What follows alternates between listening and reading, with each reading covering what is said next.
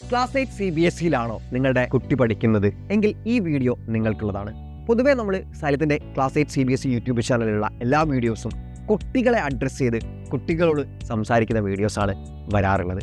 എന്നാൽ ഇന്ന് എനിക്ക് സംസാരിക്കാനുള്ളത് പാരൻസിനോടാണ്. നിങ്ങളുടെ കുട്ടി ക്ലാസ് 8 CBSEയിലാണ് പഠിക്കുന്നതെങ്കിൽ, ഇപ്പോൾ ഈ ഒരു അക്കാദമിക് ഇയറിൽ ക്ലാസ് 8 CBSEയിലാണ് എത്തി നിൽക്കുന്നത് എങ്കിൽ നിങ്ങൾ കുറച്ച് കാര്യങ്ങൾ ശ്രദ്ധിക്കേണ്ടതായിട്ടുണ്ട്. ഇപ്പോഴേ നിങ്ങൾ ഓൾറെഡി പറഞ്ഞു തുടങ്ങിയിട്ടുണ്ടാവും മക്കളോടൊക്കെ, നമ്മൾ മോനെ അല്ലെങ്കിൽ മോളെ ക്ലാസ് 8ാം ക്ലാസ് എത്തി, പഴയ പോലെയല്ല, ഇനി ഉഴപ്പ് നടക്കലും കാര്യങ്ങളൊന്നുമില്ല, കളിക്കാൻ പോലും അങ്ങനത്തെ എല്ലാ കാര്യങ്ങളും നിർത്തി വെക്കണം, കംപ്ലീറ്റ് ആയിട്ട് പഠനത്തിലേക്കും ഫോക്കസ് ചെയ്യണം. സ്കൂളിൽ നിന്ന് ഇതേ സംഭവം തന്നെ പറഞ്ഞു തുടങ്ങിയിട്ടുണ്ടാവും. 10ാം ക്ലാസ്സിൻ്റെ ഫൗണ്ടേഷനാണ്, കൃത്യമായിട്ട് പഠിച്ചിട്ടില്ലെങ്കിൽ 9ലും 10ലും നമുക്ക് നല്ല രീതിയിൽ മാർക്ക് കിട്ടത്തില്ല. അപ്പോൾ എല്ലാ കാര്യങ്ങളും മാറ്റി വെച്ചുകൊണ്ട് കംപ്ലീറ്റ് ആയിട്ട് പഠനത്തിലേക്ക് തന്നെ തിരിയണം എന്നുള്ള രീതിയിൽ നിങ്ങളെല്ലാവരും ഇൻസ്ട്രക്ഷൻസ് കൊടുത്തിട്ടുണ്ടാവും. പിന്നെ ഒരു കൂട്ടം പാരൻസ് ഉണ്ട്, അവർ 8ാം ക്ലാസ് എത്തിയിട്ടുള്ളൂ, ചെറിയ കുട്ടിയല്ലേ, 10ാം ക്ലാസ് ഒന്നുമല്ല, 10ാം ക്ലാസ് എത്തിയിട്ട് നോക്കിയാൽ മതി എന്നുള്ള ആറ്റിറ്റ്യൂഡുള്ള കുറച്ച് പാരൻസ് ഉണ്ടാവും. അപ്പോൾ ആക്ച്വലി രണ്ട് എക്സ്ട്രീം അറ്റത്തായിരിക്കും 8th CBSE ഒരു കുട്ടിയെ സംബന്ധിച്ചിടത്തോളം പാരൻസ് ഉണ്ടാവുക. ഒന്നുകിൽ ഞാൻ പറഞ്ഞ പോലെ 8ാം ക്ലാസ്സിലൊന്നും പഠിക്കണം, അല്ലെങ്കിൽ എക്സ്ട്രീം വേറൊരു അറ്റത്ത് എങ്ങനെയാ 10ാം ക്ലാസ്സിൻ്റെ എല്ലാം ഒഴിവാക്കണം, എല്ലാ കാര്യങ്ങളും ഒഴിവാക്കി നിർത്തുക, പഠനം മാത്രം.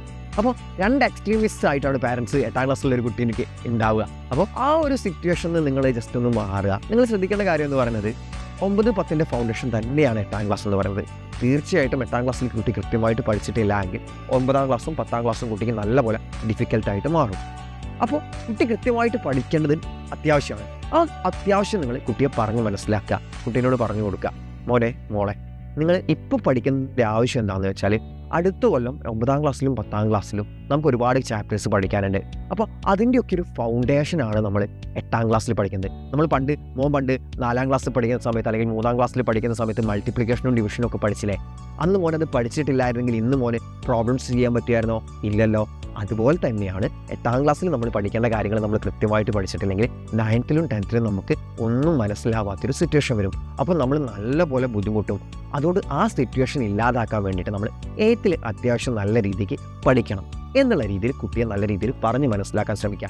നിങ്ങൾ ഈ വടിയെടുത്ത് കുട്ടിയുടെ വയ്യ ഓടി നടക്കുന്ന ആ ഒരു ശീലം ഒന്ന് മാറ്റി വെക്കുക.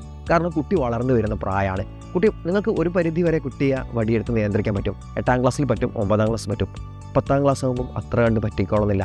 +1 +2 എത്തുന്ന സമയത്ത് വീണ്ടും അത് കുറയും. കാരണം കുട്ടി വളർന്ന് വലുന്ന് തന്നോളാവുകയാണ്, നമ്മളോടൊപ്പം നമ്മളെ ആ ഒരു ലെവലിലേക്ക് കുട്ടി ആവുകയാണ്. അപ്പോൾ അത്രയും വലുതായ ഒരു കുട്ടിയെ നമുക്ക് അടിക്കുന്നതിനും ചീത്ത പറയുന്നതിനും ഒക്കെ ലിമിറ്റേഷൻസ് ഉണ്ട്. കുട്ടിയെ കാര്യങ്ങൾ പ്രാക്ടിക്കലി പറഞ്ഞ് മനസ്സിലാക്കാൻ ശ്രമിക്കുക. പഠിച്ചിട്ടില്ലെങ്കിൽ എന്തൊക്കെയാണ് ബുദ്ധിമുട്ടുകൾ വരിക, നമുക്ക് എന്തൊക്കെ പ്രശ്നങ്ങളുണ്ട്, അതൊക്കെ കുട്ടിയെ കൃത്യമായിട്ട് അറിയിക്കുക. കുട്ടിയെ കൃത്യമായിട്ട് നല്ലൊരു ജോലിയിൽ എത്തേണ്ട ആവശ്യം പറഞ്ഞ് മനസ്സിലാക്കി കൊടുക്കുക. ആൻഡ് അതോടൊപ്പം തന്നെ 8ാം ക്ലാസ്സിലെത്തി കുട്ടി, അപ്പോൾ കുട്ടിക്ക് മുന്നിൽ ഒരുപാട് കരിയർ ഓപ്ഷൻസ് നിങ്ങൾ പറഞ്ഞു കൊടുക്കുക. എന്തൊക്കെയാണ്, ഏതൊക്കെ ജോലി, ഏതൊക്കെ പ്രൊഫഷൻസ് ഉണ്ട്, ആ പ്രൊഫഷൻസിലേക്ക് എന്തൊക്കെ പഠിക്കണം. ജസ്റ്റ് ഡോക്ടറായ നല്ല സാലറിയാണ്, എഞ്ചിനീയറായ നല്ല സാലറിയാണ്, നല്ല പ്രൊഫഷനാണ്, ഇങ്ങനെ പറഞ്ഞു കൊടുക്കുകയല്ല. കുട്ടിയെ കൃത്യമായിട്ട് കാണിച്ചു കൊടുക്കുക. ഒരു എഞ്ചിനീയറുടെ ലൈഫ് സ്റ്റൈൽ എന്താണ്, ഒരു ഡോക്ടറുടെ ലൈഫ് സ്റ്റൈൽ എന്താണ്, അല്ലെങ്കിൽ ഒരു CA-കാരൻ്റെ ലൈഫ് സ്റ്റൈൽ എന്താണ്, അങ്ങനെ കൃത്യമായിട്ട് കുട്ടിയെ കാര്യങ്ങൾ കാണിച്ചു കൊടുക്കുക. ആൻഡ് ഓരോ ജോലിയുടെയും ലക്ഷ്യങ്ങളാണ്. ഫോർ എക്സാമ്പിൾ ഒരു കലക്ടർ ആണെങ്കിൽ ആ കലക്ടർക്ക് ഏതൊക്കെ രീതിയിൽ സമൂഹത്തിൽ മാറ്റങ്ങൾ കൊണ്ടുവരാൻ പറ്റും, എങ്ങനെയൊക്കെ പാവപ്പെട്ട കമ്മ്യൂണിറ്റീസിനെ സഹായിക്കാൻ പറ്റും. അങ്ങനെ കുട്ടിക്ക് ഓരോ ജോലിനെ പറ്റിയും കൃത്യമായിട്ട് ഫോക്കസ്ഡ് ആയിട്ട് കുട്ടിയെ മനസ്സിലാക്കി കൊടുക്കുക. എന്നാൽ മാത്രമേ കുട്ടീൻ്റെ ഉള്ളിൽ ഒരു പാഷൻ ഉണ്ടാവുള്ളൂ. എന്നാൽ ഇതിനെപ്പറ്റിയൊക്കെ ഇപ്പോൾ ഫോർ എക്സാമ്പിൾ എഞ്ചിനീയേഴ്സിനും കാറുണ്ട്, വീടുണ്ട്, ഡോക്ടേഴ്സിനും കാറുണ്ട്, വീടുണ്ട്, നല്ല പൈസ ഉണ്ട്, ഇങ്ങനെ മനസ്സിലാക്കുന്ന കുട്ടിക്ക് ജസ്റ്റ് ഒരു പ്രൊഫഷനോടൊരു ഇഷ്ടം തോന്നുന്നതല്ല. ആ കുട്ടിയുടെ ഒരു മാറ്റർ എന്ന് പറയുന്നത് ക്യാഷ് മാത്രമായിട്ട് അല്ലെങ്കിൽ കിട്ടുന്ന സാലറി മാത്രമായിട്ട് മാറാണ്. അപ്പോൾ കൃത്യമായിട്ട് നമുക്ക് അവിടെ ഒരു പാഷൻ ഉണ്ടോ എന്ന് തീരുമാനിക്കാൻ പറ്റില്ല. അതുകൊണ്ടാണ് പല കുട്ടികളും ഇപ്പോൾ 8ാം ക്ലാസ് എന്ന് പറയും എഞ്ചിനീയർ ആണെന്ന്, 9ാം ക്ലാസ്സിൻ്റെ പറയും ഡോക്ടറാണെന്ന്, 10ാം ക്ലാസ്സിൻ്റെ പറയും പൈലറ്റ് ആണെന്ന്. അപ്പോൾ അങ്ങനെ വരുന്നത് കൃത്യമായിട്ട് ഒരു പാഷൻ ഇല്ലാത്തതുകൊണ്ട് മാത്രമാണ്. ഒരു സാലറി മാത്രം നോക്കിയിട്ട് ഓരോ ജോലിയെ നോക്കി കാണുന്നതുകൊണ്ടാണ്. നിങ്ങൾ പല പ്രൊഫഷൻസിനെ പറ്റി കുട്ടിയെ ഡീറ്റെയിൽ ആയിട്ട് കുട്ടിക്ക് പറഞ്ഞു കൊടുക്കാൻ ശ്രമിക്കുക. ഓരോ പ്രൊഫഷൻസിൻ്റെ ലക്ഷ്യവും അതിൽ നിന്ന് ആ ഒരു പ്രൊഫഷനിൽ എത്തിച്ചേർന്നുകൊണ്ട് അവർക്കുണ്ടായിട്ടുള്ള നേട്ടങ്ങൾ, അവർ മൂലം ആ ഒരു സൊസൈറ്റി എങ്ങനെ മാറി, അങ്ങനെ ഒരുപാട് കാര്യങ്ങൾ നിങ്ങൾക്ക് കുട്ടിക്ക് പറഞ്ഞു കൊടുക്കാൻ പറ്റും. അതൊക്കെ നിങ്ങൾക്ക് ഈസി ആയിട്ട് പറഞ്ഞു കൊടുക്കാൻ പറ്റുന്ന ഇയറാണ് 8th എന്ന് പറയുന്നത്. കാരണം ആ ഒരു ലക്ഷ്യബോധവും കാര്യങ്ങളൊക്കെ കുട്ടികൾക്ക് വന്നാൽ തന്നെ അവർ നല്ല രീതിയിൽ പഠിക്കാൻ സ്റ്റാർട്ട് ചെയ്യും. കുട്ടിക്ക് ഒരു ലക്ഷ്യബോധം ഉണ്ടായിട്ട് പഠിക്കുന്നതും നിങ്ങൾ കുട്ടിയെ ഒരു വടിയെടുത്തിരുത്തി പഠിപ്പിക്കുന്നതും തമ്മിൽ നല്ല വ്യത്യാസമുണ്ട്. അത് നിങ്ങൾ ആദ്യം മനസ്സിലാക്കി കുട്ടിയെ നല്ല രീതിയിൽ ഗൈഡ് ചെയ്യാൻ ശ്രമിക്കാം. ആൻഡ് മോസ്റ്റ് ഇമ്പോർട്ടൻ്റ്ലി എനിക്ക് പറയാനുള്ളൊരു കാര്യം, എക്സാംസ് എന്ന് പറഞ്ഞിട്ട് കുട്ടിയെ നിങ്ങൾ വല്ലാതെ വഴക്ക് പറയാതിരിക്കുക. നിങ്ങൾ പാരൻസിൻ്റെയും ടീച്ചേഴ്സിൻ്റെയും വഴക്കും അടിയും കാരണമാണ് കുട്ടികൾ എക്സാംസിനെ, പരീക്ഷകളെ ഇത്രമേൽ പേടിക്കുന്നത്. പരീക്ഷകൾ എന്ന് പറയുന്നത് കുട്ടിക്ക് ഒരു ഓപ്പർച്യൂണിറ്റിയാണ്. കുട്ടി പഠിച്ച രീതി ശരിയാണോ തെറ്റാണോ, അല്ലെങ്കിൽ എത്രമാത്രം ഇനിയും നല്ല രീതിയിൽ പഠിക്കാനുണ്ട് എന്ന് സ്വയം മനസ്സിലാക്കാനുള്ള ഒരു ഓപ്പർച്യൂണിറ്റിയാണ് ഓരോ പരീക്ഷകളും. ആ രീതിയിൽ കുട്ടി പരീക്ഷകളെ കാണണമെങ്കിൽ ആദ്യം കുട്ടി പേടിക്കുന്നത് നിർത്തണമെങ്കിൽ നിങ്ങൾ ഒരു കുട്ടിക്ക് ഒരു പരീക്ഷയിൽ മാർക്ക് കുറഞ്ഞു കഴിഞ്ഞാൽ ആ കുട്ടീനെ വടിയെടുത്ത് അടിക്കാൻ പോകുന്നത് നിങ്ങൾ ഒഴിവാക്കണം. നിങ്ങൾ ആലോചിക്കുക, എന്തുകൊണ്ട് കുട്ടിക്ക് മാർക്ക് കുറഞ്ഞു? കുട്ടിയെ അടുത്തിരിക്കുക മോനെ. ഇപ്പം ഈ ഒരു എക്സാമിനേഷന് 80 മാർക്സിൽ നിനക്ക് കിട്ടിയ 50 മാർക്സാണ്. എന്തായാലും ഇങ്ങനെ പോരാന്ന് മോനെ അറിയാലോ. അപ്പം നമുക്ക് നോക്കേണ്ടത് 30 മാർക്സ് നമുക്ക് എവിടെ കുറഞ്ഞു എന്നാണ്. അത് അനലൈസ് ചെയ്യണം. ഓക്കെ, അപ്പോൾ കുട്ടി പറയും, അമ്മ എനിക്ക് ഇങ്ങനെ ഇതിലാണ് പോയത്, മാർക്കുകൾ ഇങ്ങനെയാണ് പോയത്, ഈ ചാപ്റ്റർ എനിക്കറിയില്ല. അതിനുള്ള റെമഡി നിങ്ങൾ ആലോചിക്കണം. അതാണ് നമുക്ക് വേണ്ടത്. കാരണം ഒരു കുട്ടി ഒരു എക്സാം അറ്റൻഡ് ചെയ്യുന്ന സമയത്ത് ആ കുട്ടി ചിലപ്പം 1-2 ചാപ്റ്റേഴ്സ് ആ കുട്ടിക്ക് ഒന്നും മനസ്സിലായിട്ടുണ്ടാവില്ല. ആ കുട്ടി ചിലപ്പോൾ ലീവ് ആയിട്ടുണ്ടായിരിക്കാം, അല്ലെങ്കിൽ ആ കുട്ടിക്ക് ആ ക്ലാസ് ടീച്ചർ എടുക്കുന്ന ക്ലാസ് മനസ്സിലാവുന്നുണ്ടായിരിക്കാം. അപ്പം നിങ്ങൾ ആ കുട്ടിയെ എടുത്ത് വടിയെടുത്ത് പോകുന്ന സമയത്ത് കുട്ടിക്ക് ഒരു ഓപ്ഷനില്ല, കുട്ടി പാനിക് ആവുകയാണ്, കുട്ടിക്കൊന്നും പറയാൻ പറ്റുന്നില്ല. അതാണ് സിറ്റുവേഷൻ സംഭവിക്കുന്നത്. എന്നാൽ അതിന് പകരം ആ കുറഞ്ഞ മാർക്ക് എന്തുകൊണ്ടാണെന്ന് അനലൈസ് ചെയ്യാൻ ശ്രമിക്കുക. കുട്ടിയുടെ കൂടെ ഇരുന്ന് ചോദിക്കുക, എന്താണ് പ്രശ്നം, പഠനത്തിൽ എന്തെങ്കിലും ഇഷ്യൂസ് നേരിടുന്നുണ്ടോ, ടീച്ചേഴ്സ് എടുക്കുന്നത് മനസ്സിലാവുന്നില്ലേ, കൃത്യമായിട്ട് ചോദിച്ച് മനസ്സിലാക്കുക. ആൻഡ് മോസ്റ്റ് ഇമ്പോർട്ടൻ്റ്ലി കുട്ടിക്ക് നല്ല ക്ലാസ്സസ് പ്രൊവൈഡ് ചെയ്യാൻ ശ്രമിക്കുക. നല്ല കൺസെപ്ച്വൽ ക്ലാരിറ്റിയോടെ ക്ലാസ് എടുക്കുന്ന ടീച്ചേഴ്സ് അല്ലേ തൻ്റെ കുട്ടിക്ക് ക്ലാസ് എടുക്കുന്നത് എന്നുള്ള ഉറപ്പ് നിങ്ങൾക്ക് ആദ്യം ഉണ്ടാവണം. എന്നിട്ട് നല്ല ടീച്ചേഴ്സിൻ്റെ ക്ലാസ് കുട്ടിക്ക് ആദ്യം ഉറപ്പ് വരുത്തുക.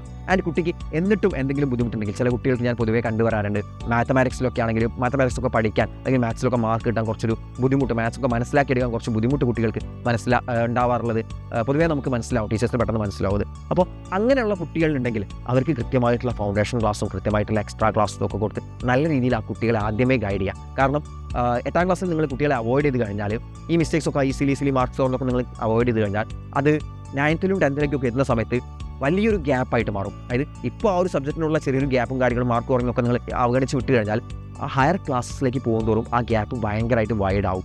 അപ്പോൾ നമുക്കത് മാനേജ് ചെയ്യാൻ ഭയങ്കര ബുദ്ധിമുട്ടാവും. കാരണം 10th-ലൊക്കെ ആണെങ്കിൽ മാത്സിലൊക്കെ ഒരുപാട് കൺസെപ്റ്റ്സ് പഠിക്കാനുണ്ട്, ഒരുപാട് കൺസെപ്റ്റ്സും ഒരുപാട് സിലബസും വലിയൊരു സിലബസാണ് നമുക്ക് കവർ ചെയ്ത് തീർക്കാനുള്ളത്. ആ സമയത്ത് ഫൗണ്ടേഷൻ കൂടെ ഉണ്ടാക്കിയെടുക്കുക എന്ന് പറഞ്ഞാൽ നല്ലപോലെ ബുദ്ധിമുട്ടാവും. അപ്പോൾ കുട്ടിക്ക് ഏതെങ്കിലും ഒരു സബ്ജക്റ്റിൽ കുട്ടിക്ക് ഡിഫിക്കൽട്ടി ഫീൽ ചെയ്യുന്നുണ്ടെങ്കിൽ അതിന് കൃത്യമായിട്ടുള്ള ക്ലാസ്സസ് കൊടുത്ത് കുട്ടിയെ ആ ഗ്യാപ്പ്, ആ ഒരു ഡിഫിക്കൽട്ടി നികത്തുന്ന രീതിയിൽ കൃത്യമായിട്ട് ക്ലാസ്സും അതിന് കുട്ടിക്ക് വേണ്ട ഹെൽപ്പും കാര്യങ്ങളും കൊടുത്തിട്ട് കുട്ടിയെ സപ്പോർട്ട് ചെയ്യാൻ ശ്രമിക്കാം. അതോടൊപ്പം കുട്ടിക്ക് സ്റ്റഡി ഫ്രണ്ട്ലി ആയിട്ടുള്ള ഒരു അറ്റ്മോസ്ഫിയർ ക്രിയേറ്റ് ചെയ്യുക. ദിവസവും അടിയും വഴക്കും നടക്കുന്ന ഒരു വീട്ടിൽ നിന്നിട്ട്, അല്ലെങ്കിൽ ദിവസവും ഒച്ചത്തിൽ TV വെക്കുന്ന ഒരു വീട്ടിൽ നിന്നിട്ട് ആ കുട്ടി സമാധാനത്തോടെ പഠിക്കുക എന്ന് പറയുന്നത് ലിറ്ററലി പോസിബിൾ അല്ല.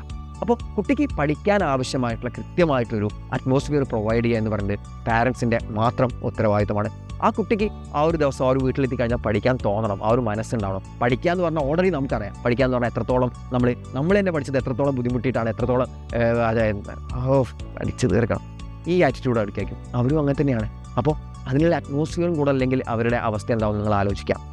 ആൻഡ് ലാസ്റ്റ് പോയിന്റ്, അവർ ഇപ്പോഴും കുട്ടികൾ തന്നെയാണ്. അപ്പോൾ ഫുൾ ടൈം അവരെ പഠിക്കുക എന്ന് നിർബന്ധിച്ച് അവരുടെ വയ്യ നടക്കാതെ കുറച്ച് സമയം അവർക്ക് കളിക്കാൻ വേണ്ടിയിട്ട് മാറ്റി വെക്കാൻ ശ്രമിക്കുക. ഒരു 1 hour 1.5 hour ഒക്കെ അവർക്ക് ജസ്റ്റ് എന്തെങ്കിലുമൊക്കെ ആക്ടിവിറ്റീസ്, അവർക്ക് ഔട്ട്ഡോർ ഗെയിംസ് കാര്യങ്ങളൊക്കെ നിങ്ങൾക്ക് പ്രൊവൈഡ് ചെയ്യാവുന്നതാണ്. അല്ലെങ്കിൽ ഒരു ജിമ്മിലോ അങ്ങനെ എന്തെങ്കിലെങ്കിലും നിങ്ങൾക്ക് വിടാവുന്നതാണ്. ഒരു ഫിസിക്കലായിട്ടൊരു ആക്ടിവിറ്റി വരുന്ന രീതിയിൽ. അതാകുമ്പോൾ അവരുടെ ബ്രെയിനെയും അത് മാക്സിമം ബൂസ്റ്റ് ചെയ്യും, അവരുടെ ബ്രെയിൻ്റെ ആക്ടിവിറ്റീസും എല്ലാം തന്നെ നല്ല രീതിയിൽ നടക്കുകയും ചെയ്യും. അതേപോലെ തന്നെ ലിറ്ററലി ഫിസിക്കൽ ആക്ടിവിറ്റീസ് ഉണ്ടെങ്കിൽ തന്നെ നമുക്ക് നല്ല രീതിയിലൊരു എനർജി ഉണ്ടാവും ആ ഒരു ദിവസം. നമുക്കറിയാം, നമ്മളൊരു ദിവസം ജിമ്മിൽ പോയിട്ടില്ലെങ്കിൽ നമുക്ക് എന്തോ പോലെ ആവും, അല്ലെ? ആ ഒരു ശീലമുള്ളവർക്ക് ഒരു ദിവസം ജിമ്മിൽ നമ്മൾ പോയിട്ടില്ലെങ്കിൽ ആ ഒരു എനർജിയും കാര്യങ്ങളൊന്നും തന്നെ ഉണ്ടാവില്ല. അപ്പോൾ മാക്സിമം അവരൊരു എന്തെങ്കിലും ഒരു ആക്ടിവിറ്റീസിൽ കളിക്കാൻ പോയിക്കോട്ടെ, ഒരു ദിവസം 1 മണിക്കൂർ അല്ലെങ്കിൽ 1.5 hour ഒക്കെ അവർ കളിക്കാൻ പോട്ടെ. കാരണം അവരുടെ പ്രായം അതാണ്, എൻ്റെ മനസ്സിലായി. അപ്പോൾ ആ ഒരു രീതിയിൽ കുട്ടികളെ ഈ ഒരു അക്കാദമിക് ഇയർ നിങ്ങൾ നോക്കുക, ടെക്സ്റ്റ് ബുക്കൊക്കെ മാറി വരുന്ന സമയമാണ്. അപ്പോൾ ടെക്സ്റ്റ് ബുക്കൊക്കെ മാറി വരുന്നതുകൊണ്ട് തന്നെ കുട്ടികൾക്ക് നല്ല കൺഫ്യൂഷൻ ആയിരിക്കും എങ്ങനെ പഠിക്കണം നോക്കാം. സോ കൃത്യമായിട്ട് റൈറ്റ് ക്ലാസ്സസ് നിങ്ങൾ കുട്ടികൾക്ക് പ്രൊവൈഡ് ചെയ്യുക. ആൻഡ് അതിന് വേണ്ടിയിട്ട് നിങ്ങൾക്ക് സൈലത്തിൻ്റെ യോധ ബാച്ചിൽ കുട്ടികളെ ചേർക്കാവുന്നതാണ്. സൈലത്തിൻ്റെ യോധ ബാച്ചിൽ ജോയിൻ ചെയ്യേണ്ടത് എങ്ങനെയാണെന്നും എല്ലാം തന്നെ ഞാൻ മറ്റൊരു വീഡിയോയിൽ നിങ്ങളുടെ മുന്നിലേക്ക് എത്തിച്ചിട്ടുണ്ട്. സോ യോധ ബാച്ച് ഒരു ഏറ്റവും ബെറ്റർ ഓപ്ഷൻ ആയിരിക്കും നിങ്ങളുടെ മുന്നിലുള്ള. സോ ഇത്രയും കാര്യങ്ങൾ നിങ്ങൾ ശ്രദ്ധിക്കുക. ആൻഡ് ഈ ഒരു അക്കാദമിക് ഇയറിൽ ടെക്സ്റ്റ് ബുക്ക് മാറി വരികയാണ്. പുതിയ ടെക്സ്റ്റ് ബുക്കിലേക്ക് കുട്ടികൾക്ക് അഡാപ്റ്റ് ചെയ്യാൻ വേണ്ടിയിട്ട് കുറച്ച് സമയവും കാര്യങ്ങളും ഒക്കെ തന്നെ ആവശ്യമുണ്ടാവും. അപ്പോൾ ഈ ഒരു പുതിയ ടെക്സ്റ്റ് ബുക്ക് വരുന്ന സമയത്ത് തന്നെ നല്ല ക്ലാസ്സസ് കുട്ടികൾക്ക് ആവശ്യമുണ്ട്. സോ നല്ല ക്ലാസ്സസ് നിങ്ങൾക്ക് ഏറ്റവും ചൂസ് ചെയ്യാൻ പറ്റിയ ഏറ്റവും ഒരു ബെസ്റ്റ് ഓപ്ഷൻ എന്ന് പറയുന്നത് സൈലത്തിൻ്റെ ഓൺലൈൻ ട്യൂഷൻ ബാച്ചായിട്ടുള്ള യോധ ബാച്ചാണ്. ഡെയിലി ഒരു 1.5 hour മാത്രം ക്ലാസ് വെച്ചുകൊണ്ട് ഈ അക്കാദമിക് ഇയർ മുഴുവൻ കംപ്ലീറ്റ് സിലബസും തീർത്തുകൊണ്ട് science, social studies, Hindi, English, maths ഇത്രയും സബ്ജക്ട്സിലെ കംപ്ലീറ്റ് സിലബസും നമ്മൾ തീർത്തുകൊണ്ട് കംപ്ലീറ്റ് കുറേ സമയം റിവിഷന് വേണ്ടി മാറ്റി വെച്ചുകൊണ്ട് തന്നെയാണ് ഈ ഒരു അക്കാദമിക് ഇയറിൽ യോധ ബാച്ചിൽ ക്ലാസ്സസ് ഉണ്ടാവുക. ഒരുപാട് ഫീച്ചേഴ്സും കാര്യങ്ങളൊക്കെ മറ്റൊരു വീഡിയോയിലൂടെ ഞാൻ നിങ്ങളുടെ അടുത്തേക്ക് എത്തിക്കുന്നതായിരിക്കും. സോ ഇത്രയും കാര്യങ്ങളുള്ള യോധ ബാച്ചിൽ നിങ്ങൾക്ക് ജോയിൻ ചെയ്യാവുന്നതാണ്. സ്ക്രീനിലുള്ള നമ്പറിൽ വിളിച്ചിട്ട് നിങ്ങൾക്ക് ജോയിൻ ചെയ്യാം. പിന്നെ അതല്ലെങ്കിൽ ആപ്പ് സ്റ്റോറിലോ പ്ലേ സ്റ്റോറിലോ പോയിട്ട് സൈലന്റ് ലേണിംഗ് ആപ്പ് ഡൗൺലോഡ് ചെയ്തിട്ട് നിങ്ങൾക്ക് ജോയിൻ ചെയ്യാവുന്നതാണ്. അപ്പോൾ ഏറ്റവും കൂടുതൽ മനസ്സിലാക്കേണ്ട കാര്യം, നിങ്ങൾ ഇപ്പോൾ മുതൽ നിങ്ങൾ നിങ്ങളുടെ കുട്ടിയെ എങ്ങനെ ഗൈഡ് ചെയ്യുന്നു എന്നതിനനുസരിച്ചിരിക്കും ഇനി അങ്ങോട്ടുള്ള നിങ്ങളുടെ കുട്ടിയുടെ അക്കാഡമിക്സും കുട്ടിയുടെ പെരുമാറ്റവും എല്ലാം തന്നെ. So all the best.